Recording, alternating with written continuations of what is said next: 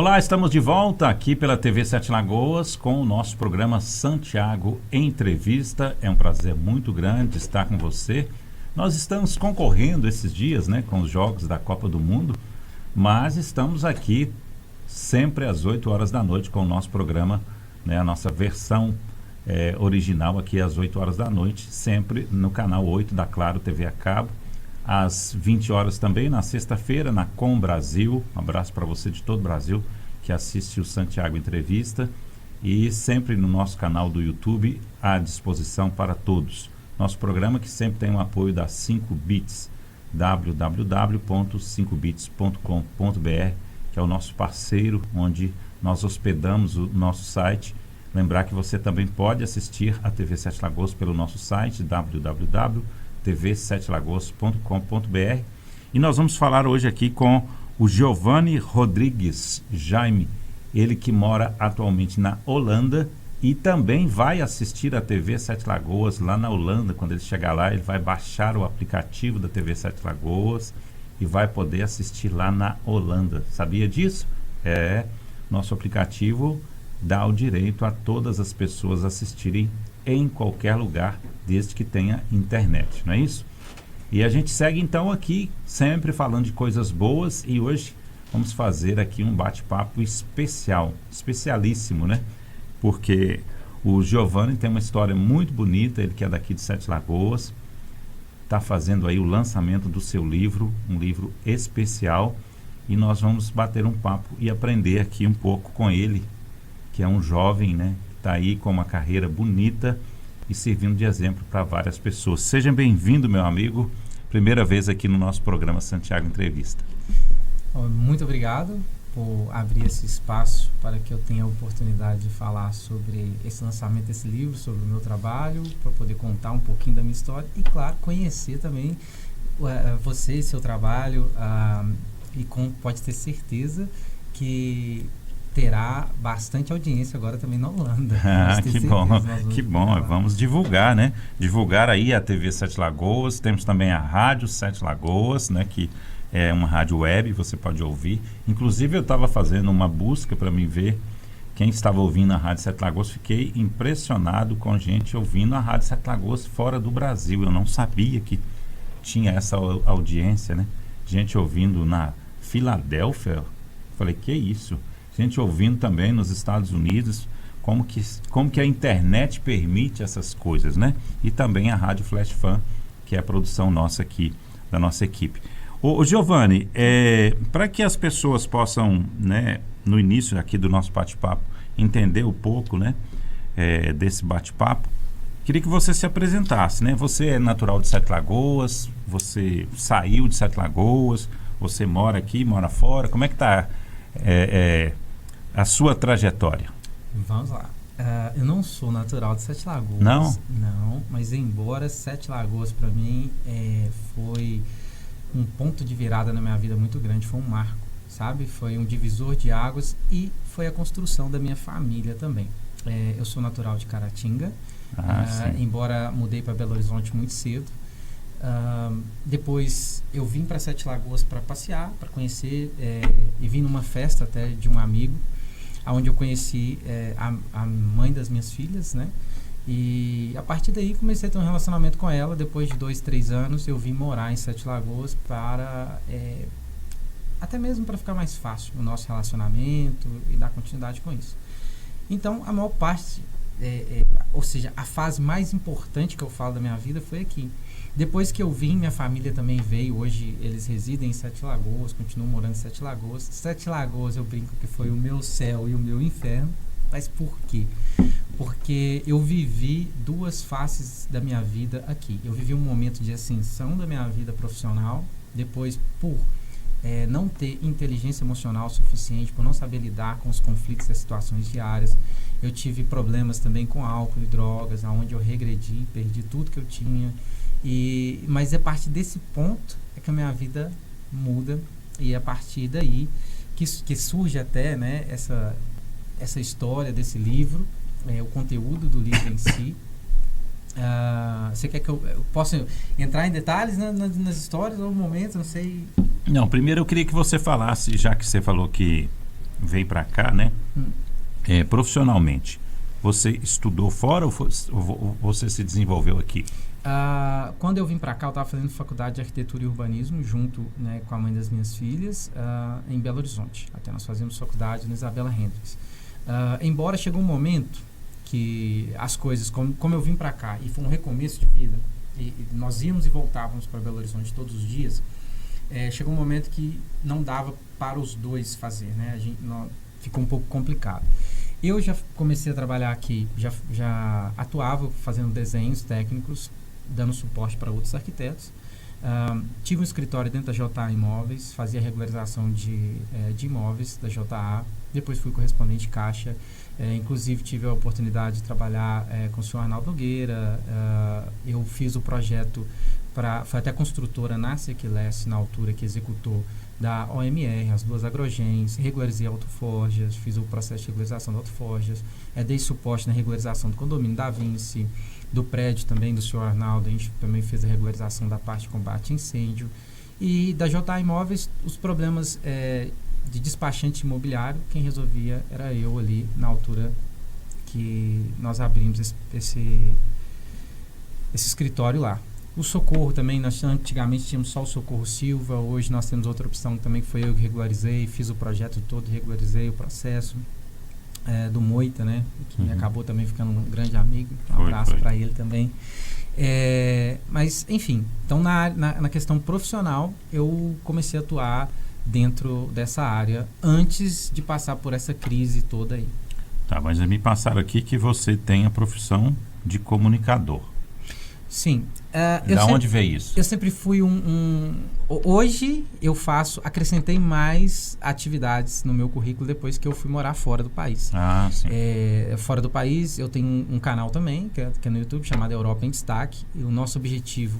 Eu sempre fui uma pessoa do social e do lado da cultura. Eu valorizo muito isso, porque eu acredito que com cultura e educação, nós conseguimos resolver. Eu não vou falar 100% para a gente não ter crítica, mas 99,9% de tudo se resolve com a informação, com cultura, né? E um ensino de qualidade. Então eu valorizo muito isso e sou muito voltado para o lado social. Quando eu fui para fora, eu vi que lá fora também está acontecendo igual aqui na questão dos jovens, né, que é a nossa preocupação, que são aqueles que vão realmente dar continuidade a todo esse processo, né, que nós, eu falo, que eu também faço parte dele, estamos tentando construir. São eles que vão dar continuidade. Então, eles precisam ter informações, ter boas referências para que esses projetos não morram e que a crise que a gente já vive hoje não piore no futuro. Então, na Europa eu tenho esse canal, foi Europa em Destaque. Foi um canal que eu abri junto também para ter um momento familiar, que eu tenho as minhas filhas, eu tenho a Pandora que canta, eu tenho a Valentina também, que é bem comunicativa. Hoje ela tá se encontrando ali na área do esporte, que é a ginástica rítmica. Mas o canal em si, o objetivo dele era fazer entrevistas, igual nós estamos aqui fazendo hoje, com pessoas relevantes, que seja uma boa referência. Nós contávamos histórias de pontos turísticos, então trazíamos a cultura e a história daqueles lugares e fazia junto com a música que a Pandora fazia, então acabava que nós conseguimos desenvolver tudo. Hoje eu comecei na Holanda fazendo figuração de filmes e séries. Tive a oportunidade de fazer agora a minha primeira participação na The Machine, que é a Máquina, que é uma série que fala sobre a Book.com, como a empresa surgiu, como ela cresceu. E agora eu tive uma pequena participação, um pouco maior, já passando ali, subindo um pouquinho de figurante para ator extra. Não é ainda um ator principal, mas eu vou chegar lá. A língua ainda é um desafio, eu não falo que é um problema, porque eu preciso de melhorar mais, de ter um vocabulário mais rico para que eu possa assumir outros papéis mais intensos, né? Sim. Digamos assim. Mas o que inspirou você? O que aconteceu com você, né? No caso aqui, primeiro em Sete Lagoas, né? Porque você tem até um prêmio aí, né? Uma premiação, né? De trabalhos que você fazia, né? Nessa Sim. área espiritual. O que aconteceu com você para você? Poxa, você mexia empresas, construção e tudo mais. Como é que você foi fazer essa transição?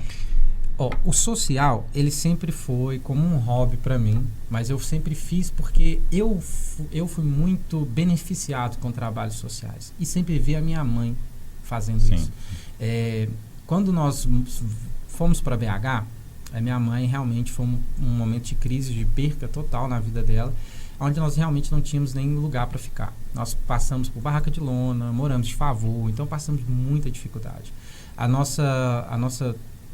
Ela começou a construir novamente a nossa vida. Foi até num terreno que na época era fruto de uma invasão, no momento que o pessoal estava apropriando desse terreno, que era um terreno público, que estava sendo doado para uma empresa privada e que ele já era destinado para casas sociais. Na época foi um processo mais ou menos assim.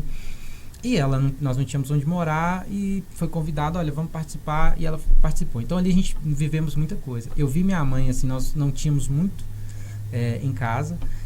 Realmente teve momentos que eu já vi minha mãe dormir com fome, porque ela ia trabalhar em casa de família, ela era doméstica, e às vezes ela pegava o lanche dela, não comia lá, para trazer para casa, para dividir comigo e com a minha irmã. Então eu já vi muitas vezes isso. E também já vi ela tirar. Às vezes nós temos ali um pacote de arroz, ela dividir no meio para dar para o vizinho que não tinha nada.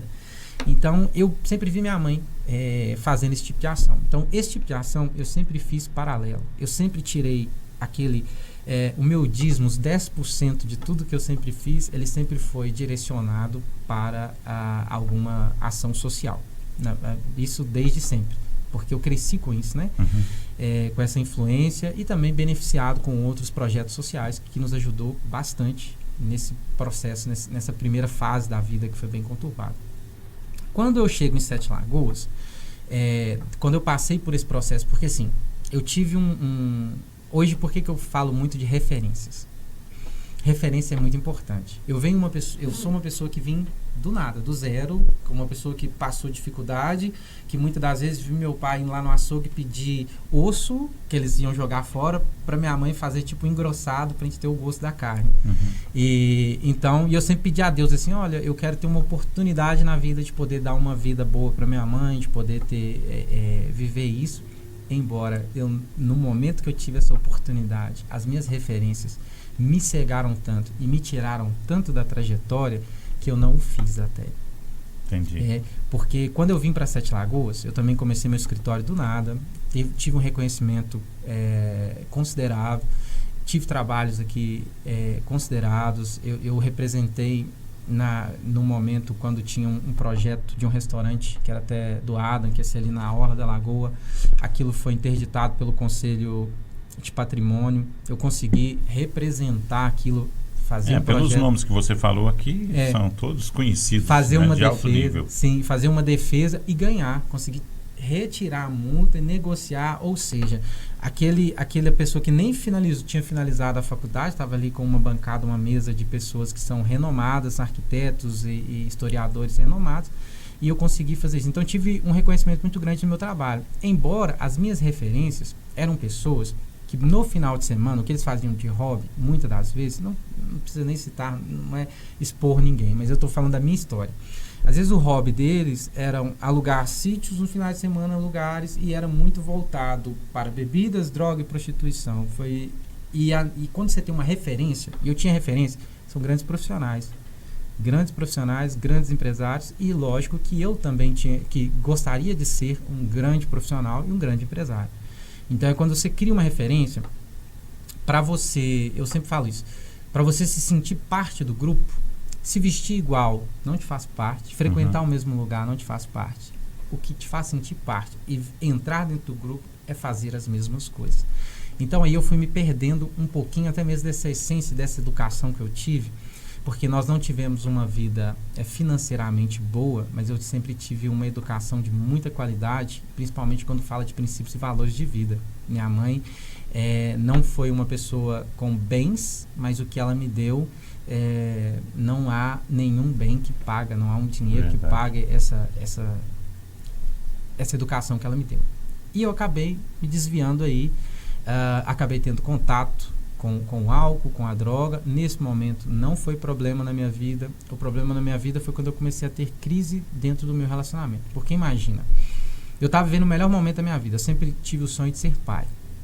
Então eu estava como pai, eu tinha uma esposa grávida. No meio desse processo, muitas das vezes, de vez eu ir para casa para dar suporte para ela, eu estava indo acompanhar as minhas referências para esses tipos de eventos. Chegava em casa, claro, com cheiro de bebida, álcool e visivelmente algo mais. Isso gerou muito desgaste emocional no nosso relacionamento, e foi quando ela falou: olha, eu não dou conta, e decidiu separar. Nesse momento, hoje eu brinco muito que aonde está o seu coração, está o seu Deus.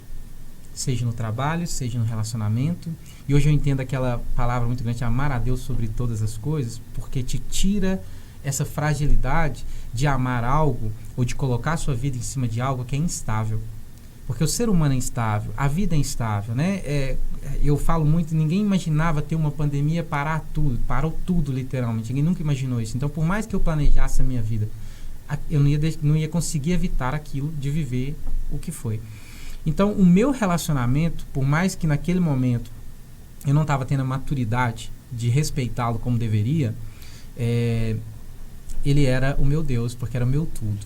Quando eu perdi aquilo, eu perdi o chão. E ali, realmente, como eu já estava dentro dessas atividades, essas atividades que era recreativa, esporádica, passou a ser constante e diária. Então, quando eu me vi nessa crise, em depressão, comecei a ter tratamento, aí misturei ainda álcool com remédio para depressão, aquela coisa toda, vi o contato com a droga, minha vida eu fui vendo minha vida indo toda embora. Como, graças a Deus, tive essa educação, a primeira coisa que eu fiz, sempre tive muita responsabilidade, foi chegar para o seu Álvaro e falar: não consigo dar continuidade no trabalho aqui. Finalizei todos os trabalhos que eu tinha com os meus clientes em aberto, as regularizações de imóveis, as coisas todas, e fechei o escritório. Já perdi o escritório ali. E o uso da droga e do álcool começou a ser constante. Cheguei a ficar 3 dias rodando aí, minha mãe louca, à minha procura. Nossa. Né? Então foi um sofrimento muito grande para ela, uma guerreira que passou por tudo aquilo, ainda teve que passar com isso por mim.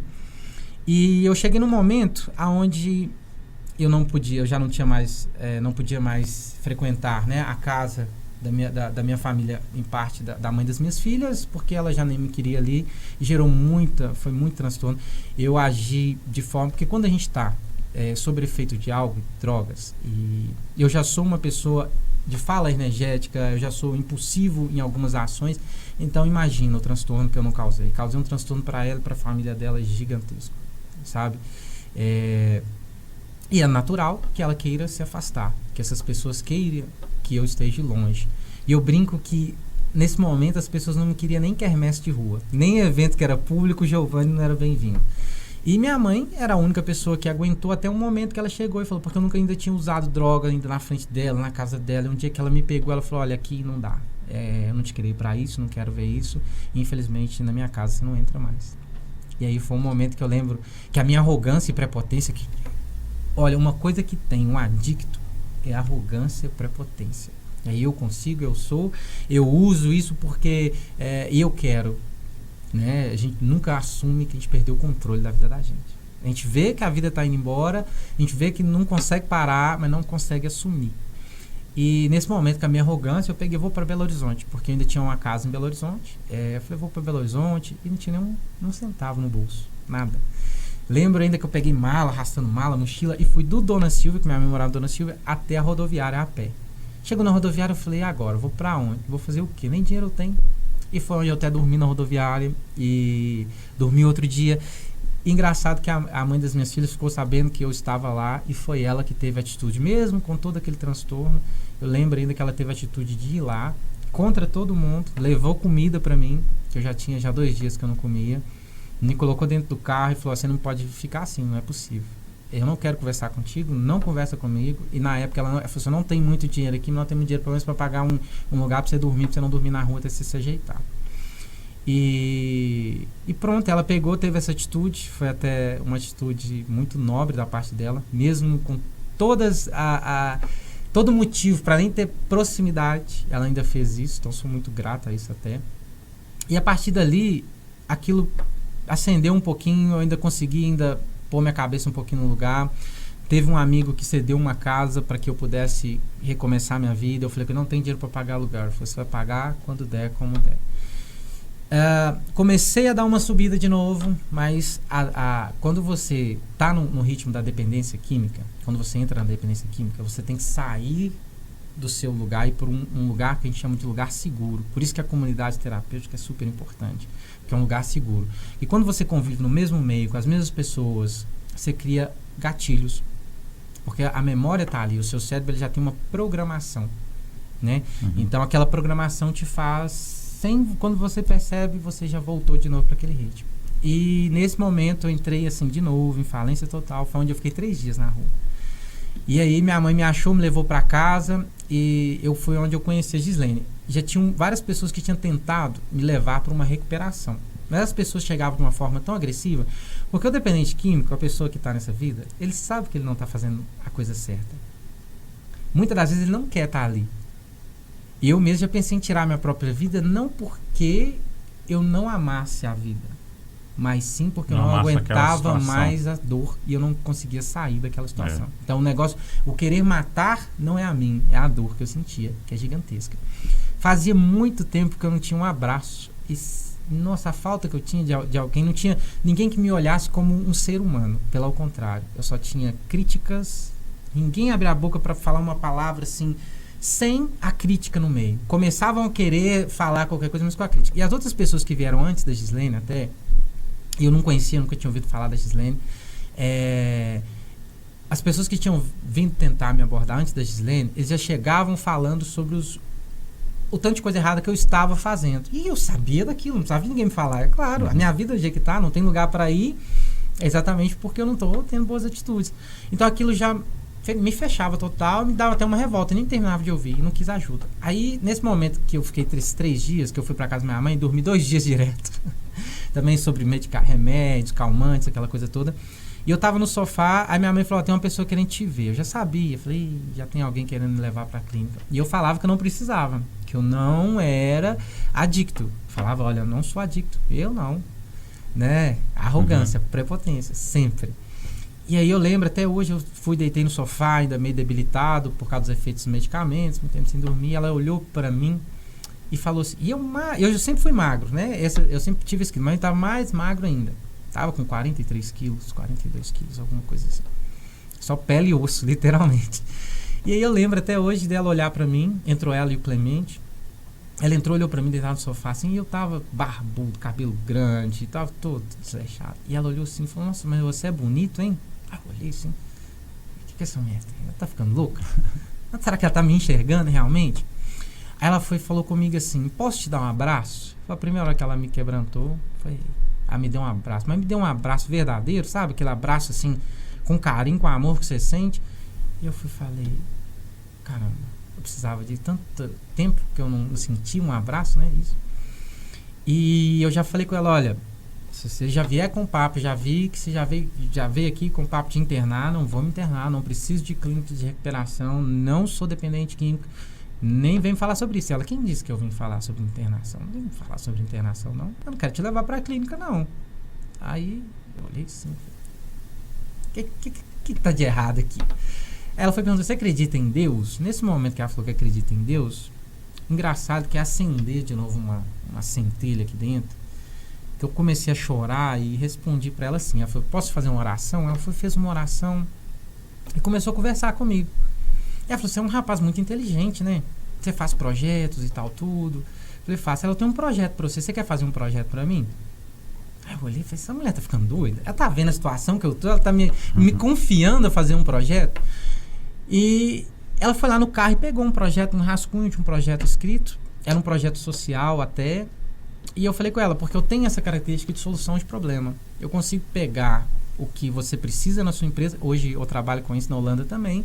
Quais são as suas dificuldades ou o que você ainda tem dificuldade de colocar, de tirar do papel aquela coisa, ajustar para funcionar. Eu consigo, é um dom que Deus me deu, eu consigo enxergar ali onde as engrenagens precisam ajustar e as coisas se resolvem. E eu peguei o projeto dela e falei, mas tem um potencial gigantesco. E comecei a trabalhar naquilo. Ou seja, ocupou minha mente e ela trouxe confiança para uma pessoa que estava à margem da sociedade. Nesse momento, ela falou comigo assim, ó, eu vou te ligar todo dia. E se você não estiver fazendo nada, eu vou passar aqui e vou te levar você comigo. E eu nem sabia que ela era vereadora, nem imaginava. Porque se eu soubesse ainda que ela era vereadora, aí que eu tinha me fechado mais ainda. Que eu ia falar assim, isso é campanha política. E ela nunca, não falou, nem tocou, nem sabia quem era, não conhecia até então. E ela me pegou, eu lembro, que ela falou assim, olha, eu tenho um seminário para ir primeiro. O seminário, olhei. E chegou, realmente era um seminário. E a Gislene me apresentou como amigo no seminário. Eu cheguei lá com ela e ela falou assim, me apresentou por pessoas importantes. Eu falei assim, que é meu amigo. Eu falei assim, amigo? E aquilo foi me trazendo de volta, sabe? Porque às vezes a gente só precisa disso, de alguém que te acolha sem julgamento. Porque a pessoa já sabe que ela tá mal. Às vezes ela precisa de alguém que te faça se sentir bem. Porque se sentir mal, eu já tava fazendo isso pra mim mesmo. E a partir daí a Gislene começou. E um dia ela falou comigo assim, depois de uma semana que a gente estava nesse dia, todos os dias ela me pegava, me levava, eu rodava para ela, ia para gabinete, ia para reunião, ia para tudo. E fazendo o projeto para ela, apresentando, e ela me dando mais corda, não, tal. E chegou um ponto até que ela executou esse projeto, ele ficou ainda em pé por alguns tempos. Depois, eu acredito que os parceiros não foram os melhores e não seguiu para frente. E ela sozinha é complicado, ela já faz muita coisa sozinha hoje. E ela me levou na comunidade terapêutica Ascotesc, que é uma comunidade feminina. Ela falou, tem visita na comunidade terapêutica feminina, você vai lá para me ajudar? Fica lá no portão, abrindo e recebendo o pessoal? Falei, vou. Nesse momento, eu fui, e tem um momento lá, que é um momento que as meninas contam a sua história. E eu vi a mulher, que é muito mais complicado, e o que as mulheres passam no mundo da droga é muito mais humilhante, porque você perde, assim, sua identidade, sua essência, você perde seu caráter, mas não é... Porque você se propõe a cada coisa para manter-se o vício, para conseguir a droga, que é uma loucura. E para a mulher ainda, aquilo, e as meninas contando o que elas passaram, e os filhos dela lá, e elas longe dos filhos. E aquilo tocou em mim, eu falei, eu preciso disso, eu quero isso, eu quero mudar.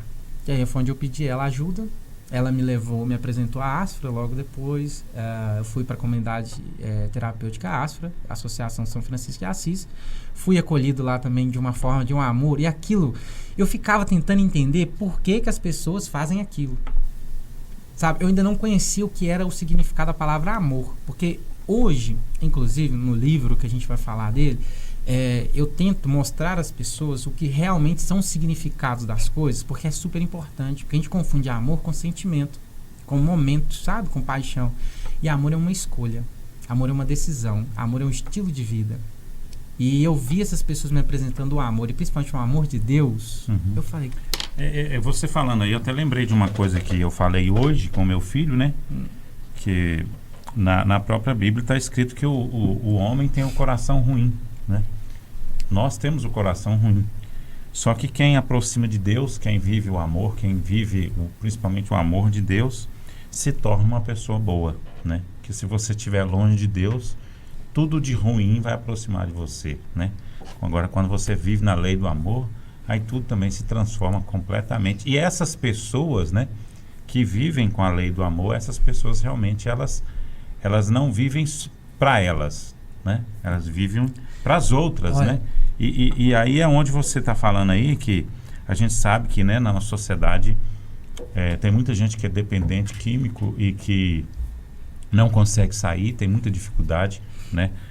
Tanto pela arrogância, pela situação, pela sociedade, do jeito que é. E aí a gente sabe que essa situação é um caos. E graças a Deus que você, né, foi iluminado e que você conseguiu dar a volta por cima. Eu queria que nosso tempo aqui também a gente não... É curto, né? Muita coisa. Eu queria que você falasse para mim a diferença de morar no Brasil e morar, né, na Holanda. Na Holanda. E inclusive, você pode citar até nessa questão social também, né?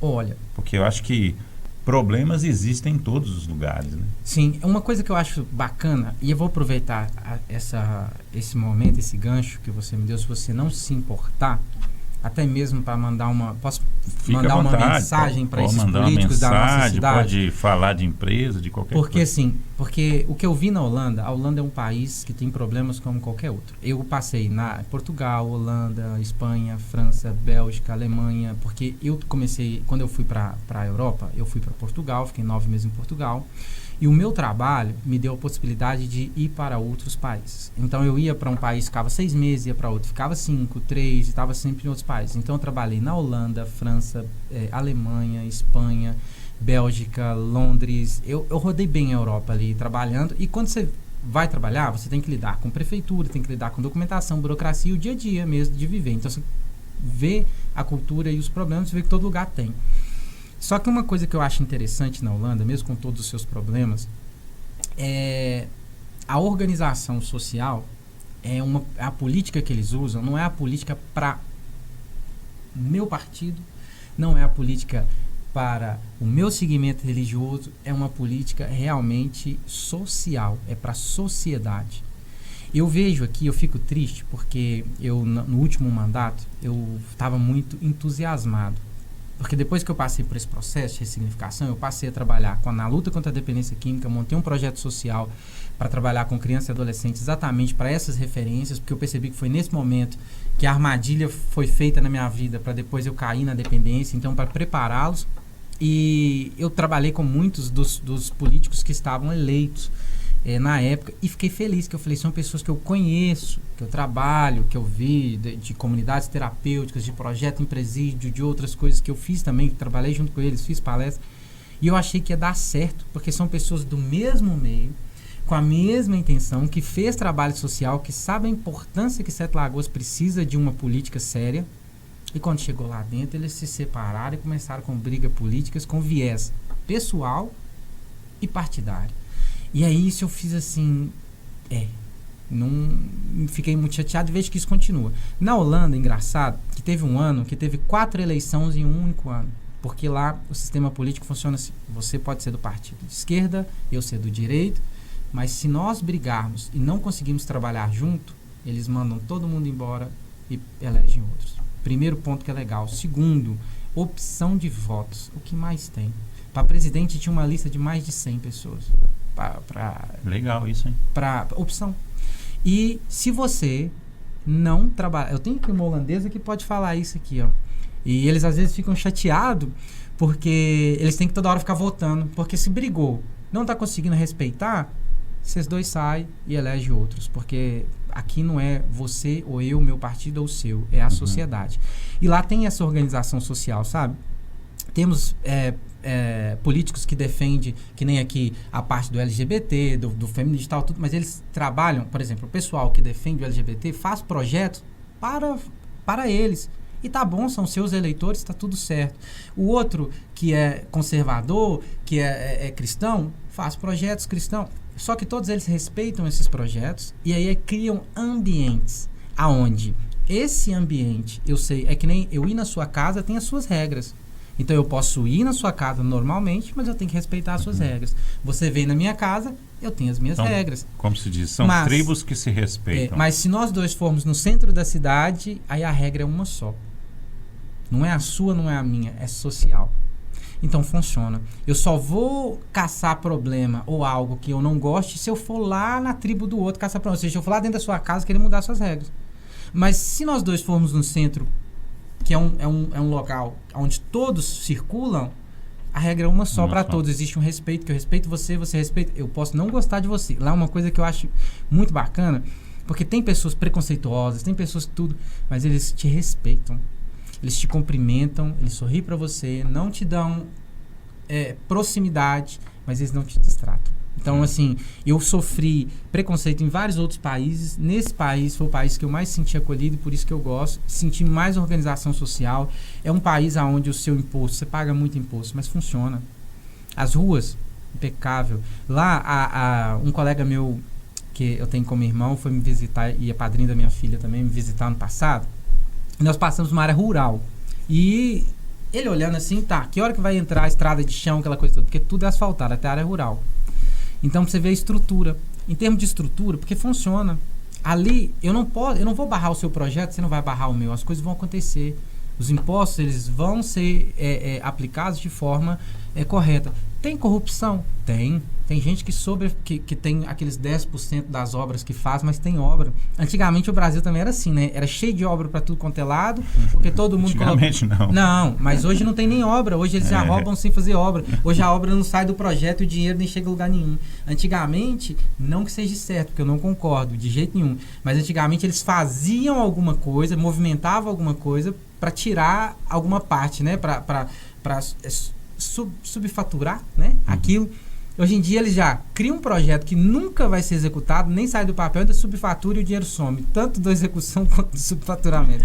Então, o recado isso aí é um detalhe complexo. O recado que eu queria deixar, só finalizando, que Sete Lagoas tem um potencial imenso. Temos políticos capazes, qualificados, cada um com segmentos diferentes, que realmente vive o dia a dia da população, porque vieram muitos deles de projetos sociais, de ações sociais.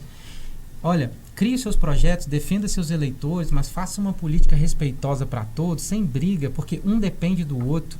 Se separar, não vai. Eu sempre falo que, apesar, né, que você falou aí que o que muda é a educação, a nossa educação não é perfeita, né?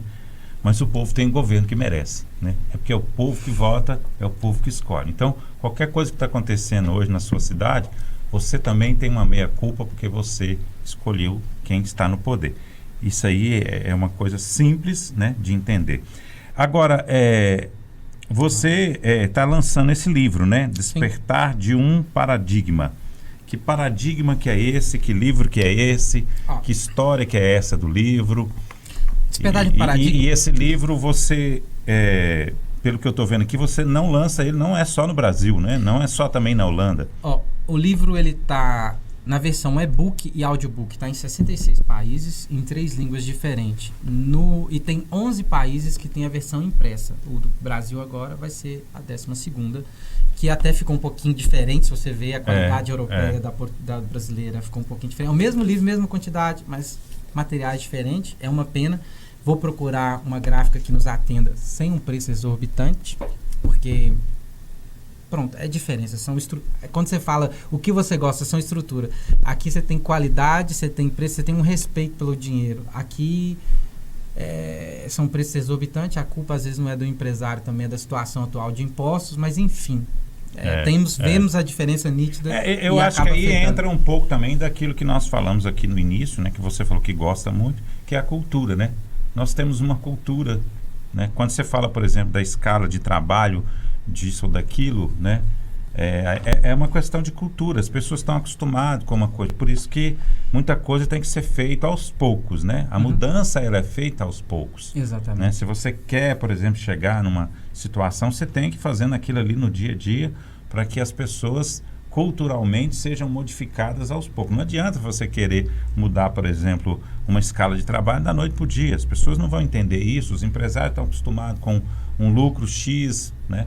Então, assim, eu acho que tudo tem que ser passo a passo, conquistado, né? Como você está dando exemplo da sua vida aí, né? Que você foi evoluindo passo a passo em todos os seus processos. Mas vamos falar do livro. O livro é exatamente isso que nós estamos conversando sobre tudo isso. Engloba tudo isso aí. Porque o livro, ele exatamente quando eu comecei o processo. Na comunidade terapêutica Astro, eu tive acesso à psicanálise, porque lá os pilares era também trabalhado com a espiritualidade, com o apoio da psicanálise e com o apoio da atividade, né, da ocupacional. E cada um com a sua, porque precisamos desses 3 pilares, é super importante para modificar a vida e para construir. Depois que eu saio de lá, eu até comecei a fazer o curso de psicanálise na SBPE, em que estudei a psicanálise, dei continuidade em Portugal, dou continuidade na Holanda, então é um estudo que bem eu profundo. dou continuidade. E não tem fim também não. Não, porque nós não se conhecemos ainda, né? Nós estamos em busca de nós mesmos. Então, quando mergulhamos e entendemos a complexidade que é o ser humano, que somos nós e da vida ao redor, nós percebemos e quando você vai para o lado... eu vou falar essa palavra, talvez ela não seja ideal, né? Pelo lado espiritual ou algo, né, que eu não vou falar. Aí você tem uma gama enorme de aprendizado. E é sobre isso. O livro, vamos lá. Então, nós estamos chegando aí para você entender o que é esse livro. Eu não trouxe só um livro, eu trouxe a minha história, o que eu fiz para mudar a minha vida. Eu tenho aqui ferramentas, exercícios e a busca, porque eu sou um pouco São Tomé. Se você falar comigo uma coisa aqui, nem todo mundo tem essa curiosidade, né? Tem pessoas que eu falo, aceita a palavra e leva como verdade. Eu não. Tudo que eu ouço, tudo que me falaram, que me ensinaram, eu questionei, mas por quê? Eu fui buscar na fonte. E dentro dessa luta, como eu estava na Europa, eu estava mais fácil para visitar certos lugares. Eu visitei 8 países diferentes, templos de diferentes segmentos budistas. Tenho amigos hoje monges, tenho amigos hoje de outras ordens que foram compartilhando o conhecimento. E eu fui percebendo uma coisa, que é a similaridade, que a base de tudo, ela é uma só, porque a base espiritual, ela está linkada diretamente com as leis universais e com o universo que a gente vive, com a natureza, com a parte natural, sabe? Que nós somos desconectados disso. Quando o senhor fala sobre votos, sobre essas coisas todas, são pessoas que estão vivendo dentro de um sistema que é moldado. Então essas pessoas não têm autonomia daquilo que escolhe, elas são induzidas à escolha, que chamamos de engenharia social, que não é engenharia social de golpes, mas é engenharia social que realmente às vezes contribui com a escolha nossa de roupa, de vestir, com a escolha que eu fiz para vir aqui, talvez. Tudo é uma engenharia social. E tem gente que cresce, vive e morre sem saber quem é ela, do que ela gosta, porque ela está vivendo a influência da mãe, a influência do pai, a influência do trabalho, a influência do grupo que ela está querendo ser inseridas, e ela vai ali criando camadas já também com os seus traumas, porque aí a próprio mecanismo de defesa da nossa psique cria essas camadas igual uma cebola, e no final da vida, quando você cresce, você tá uma cebola e você é aquele brotinho lá no meio, mas cheio de camadas ao redor. O livro te convida a remover essas camadas. Eu só consegui enxergar isso quando eu passei por esse processo de falência total na minha vida. Quando eu esvaziei tudo. Não tinha nem um calçado no pé, estava de pés descalços. Por isso, convite para uma jornada de pés descalços. Porque é uma jornada, você tem que se despir. Você tem que quebrar dogmas, você tem que quebrar esses paradigmas. Porque isso, quando a gente fala, tem gente que teve dificuldades. Esse livro, ele participou hoje. Eu ganhei como finalista agora, foram 5 livros finalistas do Prêmio Internacional, Festival Internacional do Livro em Los Angeles, onde são mais de 131 mil pessoas envolvidas, onde são 100 diferentes categorias, cada categoria tem mais de 400 livros, cada categoria, e o meu livro passou por todas as peneiras. E engraçado que quando eu enviei, como eu nunca tinha participado, eu enviei um manuscrito. Então eu perdi ponto de capa, porque valia tudo, capa, conteúdo. O meu livro foi avaliado apenas por conteúdo. Agora você imagina, você chegar numa mesa com 5 livros selecionados e o seu tá ali e só tá ali por ponto de conteúdo. Então eu fiquei muito satisfeito, isso foi uma satisfação muito grande. Recebi o resultado agora na viagem vindo para o Brasil, por isso que ele ainda não tem um selo, mas os próximos já vão sair com o selo que eu tenho, só quem é finalista ou campeão pode pôr nos livros, que é bacana, é um selo de qualidade mesmo, né?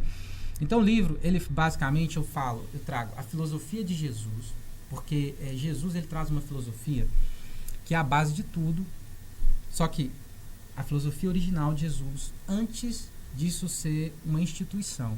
Porque chega um momento que ele é patenteado para uma única instituição e acha que ele é carência só disso, mas ele era uma pessoa que realmente falava para todos, porque ele te ensinava, ele te trazia o manual da vida, a conexão sua verdadeira, genuína, para você ter autonomia na vida, certo? Mas como o mundo nosso é governado por uma engenharia social, nós temos agenda, nós temos planos, nós temos tudo programado, então isso traz liberdade, e a liberdade não traz controle, o controle não favorece aqueles que estão hoje no poder, e acaba influenciando em tudo que a gente vive hoje. Então eu trabalho, primeiro eu mostro essa semelhança, essa mesma base que toda e qualquer religião tem.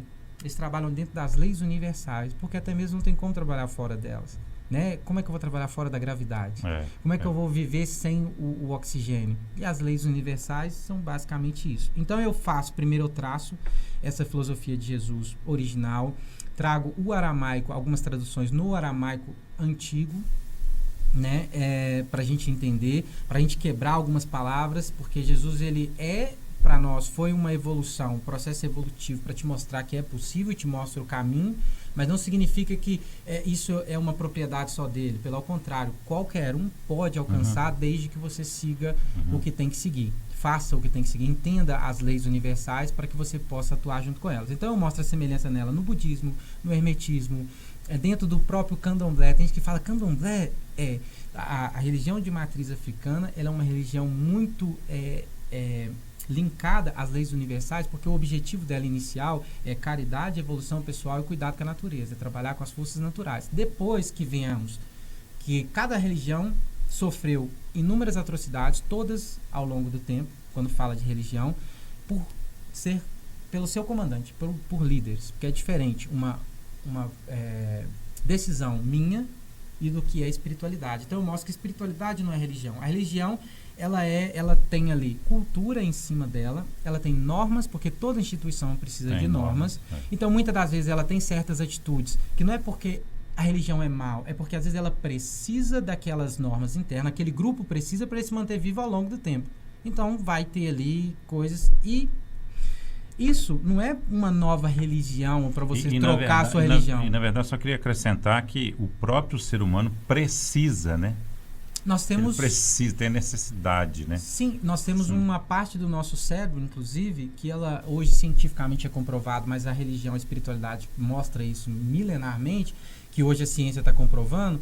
Inclusive, todo o meu livro, eu tenho conhecimentos que são passados dentro de cada religião oralmente, não tem documento. Esses eu preferi não colocar, porque como são coisas que pode gerar polêmicas, ou pode ter pessoas mais intencionadas que pegar isso e mudar a direção, desvirtuar, né? Eu preferi colocar só coisas que aqui é provado cientificamente, pela filosofia, pelo estudo religioso, por tudo. Tudo que eu coloquei aqui tem referência, mais a aplicação na minha vida, mais então é um pacote que você pode ter certeza que não é nada. No conteúdo em si, você teve auxílio, ajuda de pessoas? O conteúdo em si, ele é moldado na minha conclusão. Quando eu começo a fazer essa peregrinação, que agora tem 10 anos que eu faço, então o livro não nasceu. Inclusive, até fazer uma referência do livro do Paulo Coelho, que tem um jovem que faz uma peregrinação e acaba que o livro do mar. Ele depois ele volta para casa porque estava na frente dele e ele nunca tinha visto, né? Exatamente. Então primeiro eu fui ver, e quando eu percebi essa semelhança, e eu discuti com vários líderes religiosos, com várias pessoas, e realmente é essa base. O resto que vem em cima dele são a cultura, porque cada cultura, ela vai carregar também alguns traços, né? A cultura, ela é uma coisa que ela é flexível, ela é moldada ao longo do tempo. É que nem eu gosto de falar sobre ética e moral. A moral, ela é moldada ao longo do tempo. A ética, ela é imutável. E a ética seria a espiritualidade e a religião seria a moral. Então a religião trabalha muito sobre moral e a espiritualidade é a própria ética, porque ela não é mutável. Ninguém inventa ela. Ninguém inventa ela e não tem como fugir você dela. Saiu fora da ética. Qualquer coisa. E se você reparar, coisas que nós, que às vezes fomos criados para só ouvir retóricas e pegar aquilo para a gente como verdade, se você analisar, até mesmo, eu vou dar um símbolo fácil. A gente tem aquela cruz que eles falam, cruz de Salomão, cruz de sei o quê. Ela é usada em todas as religiões porque ela é uma força natural, ela é uma das leis universais.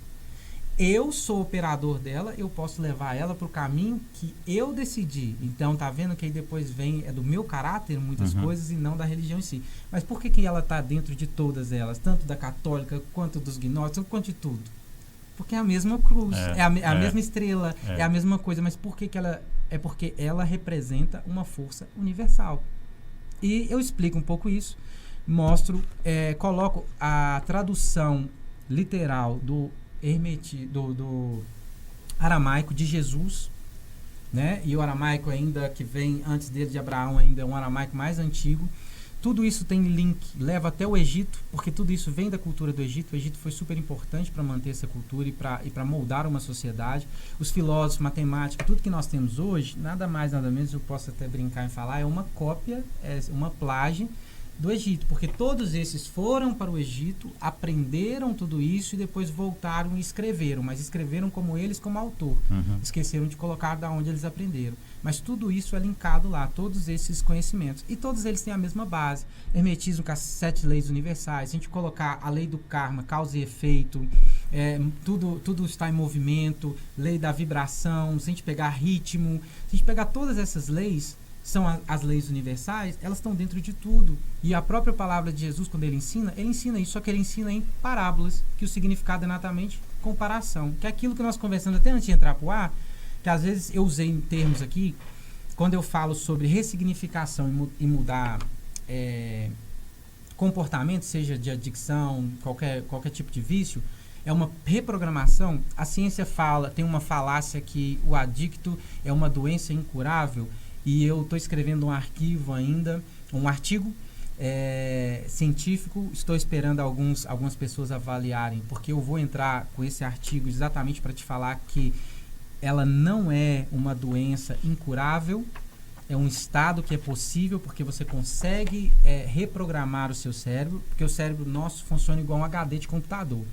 Quando você deleta alguma coisa no HD de computador, não é que ele sumiu, ele abriu espaço para gravar algo em cima. Enquanto você não grava algo em cima, tá lá. Por isso que tem como recuperar alguns arquivos que foram deletados. Mas se você preencher aquele espaço, você já não consegue mais puxar aquilo que estava embaixo dele. Percebe? E com os nossos gatilhos, as nossas adicções, elas são iguais. Você tem uma programação mental que é assim automática, tem gatilhos e vem, é possível acessar ou não, mas é possível você deletá-las se você fizer isso, reprogramar. Aquelas neurônios que foram danificados, que não funcionam mais, você pode estimular novos. A ciência comprova isso também hoje.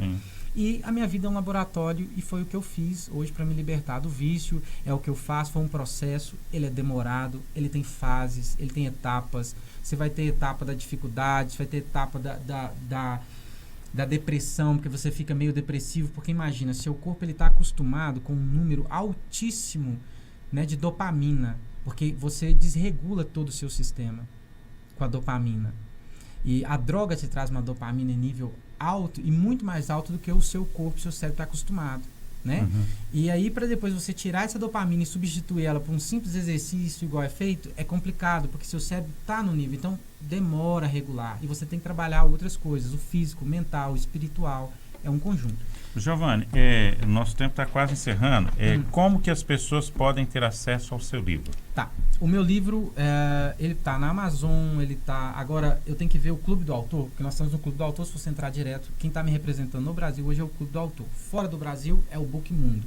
No Book Mundo, qualquer plataforma de e-commerce tem o meu livro, qualquer biblioteca... inclusive, meu livro hoje está na biblioteca de Londres. Está registrado no acervo da Biblioteca de Londres, está na Biblioteca da Holanda, está na Biblioteca de Portugal, está na Biblioteca da Espanha e agora está sendo colocado no arquivo da Biblioteca Nacional do Brasil também. Coloca lá em BH, pô. Porque qualquer pessoa pode sentar lá também, tem que colocar em BH, pegar o livro aqui em Sete e ler. Lagoas. Sim, é um processo. É porque é muita coisa eu estou fazendo sozinho. Tudo isso que eu fiz aqui, tudo, da capa, da escrita, tem imperfeições? Tem gente que falou assim, Giovanni, olha, por que a escrita aqui não está mais desenhada, não tem letras bonitinhas? Porque foi eu que fiz mesmo, tudo. Eu tive propostas de editoras para fazer o meu livro, mas eles queriam pegar o direito autoral e queria alterar conteúdo para enviesar. E esse conteúdo eu não permito que ele seja modificado uma vírgula. Porque aqui eu começo com esse tratamento espiritual, te dou exercícios, ele tem exercícios principalmente de meditação ativa, meditação passiva, para te entender o que isso modifica na sua vida. Depois eu tenho uma parte de cocriação, porque se você entender que a cocriação não é mágica, ela é um conjunto de coisas que você tem que fazer, de projetos na sua vida, para elevar a sua vibração para aquilo que você quer, mas você tem que pensar também aonde você está, como fazer. E eu fui muito enganado nessa parte no início, estudar sobre isso, porque você vê pessoas falando de coisas que parecem mágica, não é mágica. São técnicas e que tem que ser respeitado um conjunto de coisas. Eu ensino isso no livro e depois eu ensino sobre engenharia social. Eu falo sobre como tudo influencia o nosso dia a dia, sobre aquela questão que eu te falei, sobre nós não termos autonomia nem para decidir que roupa vestir. Então as pessoas conseguem blindar a mente, conseguem usar as ferramentas para viver uma vida autêntica, acordada. E eu estou tomando decisão porque eu quero. Eu sei que não existe culpa, mas existe responsabilidade. A gente viver com responsabilidade. Então eu tenho isso aí e conto também um pouquinho das histórias de como eu usei isso, as ferramentas, tem exercício em todo o livro. Por isso que eu não fiz não deixei nenhuma dessas editoras ser a proprietária disso. Então muita coisa a gente fez sozinho. Você faz tudo sozinho. Aqui no Brasil, a Clube da Autora, que está responsável pela impressão e pela logística do livro, eu sei que eles já colocaram na Amazon, mas vai para a Magazine Luiza, e quando agora eu colocar o acervo da Biblioteca Nacional aceitar, ele vai para as livrarias. Você pode ir em qualquer livraria com o nome, falar, olha, tem esse livro? Vocês falar, não tem, você pode encomendar e pegar em qualquer livraria, na leitura, qualquer livraria que você quiser. Vou mostrar aqui, né, essa é a versão portuguesa. Aqui é a versão em português, né, para você que está nos acompanhando. E lembrar também que podem te acessar na rede social, né? Sim, tem também a minha página no Instagram, onde você vai ver esse trabalho que eu faço, que eu também faço mentoria para ajudar pessoas que estão querendo... tem dificuldade para modificar. Esse aqui é a versão em inglês, só para você ver, e a em holandês. Eu vou mostrar aqui, gente, mas falar em holandês... Vou ter que comprar um tradutor de que eu for lá te não visitar. Não vai precisar comprar o tradutor, não, porque você já tem o seu em português. Não, eu falo, o dia que eu for te visitar lá na Holanda, aí eu vou ter que levar aquele tradutorzinho. Porque... Aqui você vai ter uma boa professora do seu lado aqui, vai estar eu lá também para te auxiliar. Muito bom. Ô, Giovana, eu quero te agradecer, né, por ter disponibilizado esse tempo seu, por vir aqui, né? Você que é um jovem tão... rodado, né, e com uma carreira tão bonita, agradecer, né, alguma coisa que eu não te perguntei, que você queira acrescentar, fique à vontade. Só quero acrescentar que Despertar de um Paradigma agora está se tornando uma plataforma onde tem fórum de discussão de diversos assuntos, espiritualidade, tema geral, do livro, temos outros profissionais também da área, outras pessoas, outros buscadores, né, que estão ali. Usa esse espaço de uma forma mais culta e mais respeitosa para discutir todos os tipos de assuntos. A plataforma também, como foi eu que fiz a plataforma, agora está vindo um rapaz que é técnico TI mesmo para ajustar algumas coisinhas. Mas lá tem biblioteca de outros assuntos, outros livros, você tem os fóruns de discussão, tem notícias, mas notícias boas, só tem notícias boas, não tem nada negativo, porque tem muita coisa boa para promover no mundo e a gente só foca nas negativas, né? Gera ansiedade, gera medo, culpa, enfim. Então tem isso. Dentro lá do meu Instagram, jaime.geovani, que é o Instagram que está aberto, que tem o meu trabalho, você vai poder conhecer um pouquinho mais sobre essa questão que eu te falei da comunicação. Gente, Jaime, Jaime, ponto Geovani, Geovne. G-A-O-V-N-E. Né? Porque senão eles vão escrever errado. Com I, e aí lá vocês vão ver a minha participação em filmes, vocês vão ver a plataforma, o site, né, o canal no YouTube, Europa em Destaque, que vai agora voltar com uma repaginada bem bacana.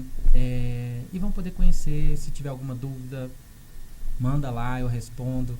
Se quiser saber mais alguma informação, se quiser entrar na plataforma, tem contato direto, tem mentoria, tanto comigo quanto outros profissionais. Então é muito bacana e eu agradeço demais essa oportunidade de poder falar, de poder apresentar o meu trabalho, de poder mostrar para as pessoas que tem jeito. Tem um lema na Asfra que chama assim, eu acredito, tem jeito. E tem jeito, tá? Você que tem algum problema com álcool, com droga ou algum tipo de vício, independente de qual for, que atrapalha a sua vida, tem jeito de mudar. Procure ajuda, procure os grupos de muita ajuda, procure pessoas que estão trabalhando nisso. Use o livro como um suporte. A plataforma também está lá. Inclusive nós criamos um botão de pânico na plataforma, que é assim. Na Europa, a gente é diferente do Brasil. Ela é doida com o Brasil e é doida para vir para cá. Ela é quem? A Tânia. Tânia. Porque o Brasil nós somos mais calorosos, nós somos mais abertos. Quando você está lá fora é mais fechado. Quando a gente olha, assim, por exemplo, se for olhar no meu Instagram hoje, não tem tantos seguidores igual aqui que tem 1.000, 2.000, 10.000, porque as pessoas que estão no Instagram são pessoas que têm contato com a gente. Então, é normal você ter um número menor, que são reais. Não tem nada fake, nada pago para me estourar. São públicos reais. Já no Europa em Destaque tem mais, porque atinge um número maior, mas enfim. No meu pessoal vai ser mais ou menos isso. E lá o pessoal sofre muito com depressão e ansiedade, exatamente por essa falta de conexão humana, né? Cada um mais no seu quadrado. A cultura, como é tudo muito organizado, tira um pouco dessa humanidade que a gente tem. E então já teve pessoas salvas, lá tem um número de suicídio muito alto, pessoas em depressão. Já teve pessoas salvas com 1 minuto de ligação ou uma mensagem trocada. E na plataforma tem um botão de pânico, porque se a pessoa às vezes estiver ali, está numa comunidade, mas ela também está passando, está indo para ali para procurar ajuda ou apoio para depressão ou para ansiedade, às vezes ela está num momento de uma crise e ela precisa de alguma coisa, ela aperta o botão de pânico, isso solta uma mensagem para os mentores e para os colaboradores, quem tiver disponível na hora, atende, responde, conversa e salva uma vida. Porque às vezes a gente precisa de 1 minuto só de atenção. Eu precisei de um abraço para mudar minha vida. É isso aí. Né? Quero agradecer então, Rodrigo, né? Sua mãe também está aí. E mandar um abraço especial, né? Para aquela que te ajudou, né? Que te deu o abraço, né? A Gislene, né? Inocêncio. Grande abraço para a Gislene, né? Pessoa maravilhosa. A gente também acompanha o trabalho dela. E agradecer a você que esteve conosco em mais um programa Santiago Entrevista. Você que nos assistiu pelo YouTube, a gente pede também para você enviar o link, né, dessa entrevista para mais pessoas. Você que esteve conosco na TV Sete Lagoas e também na Com Brasil, um abraço para você e até o nosso próximo programa Santiago Entrevista.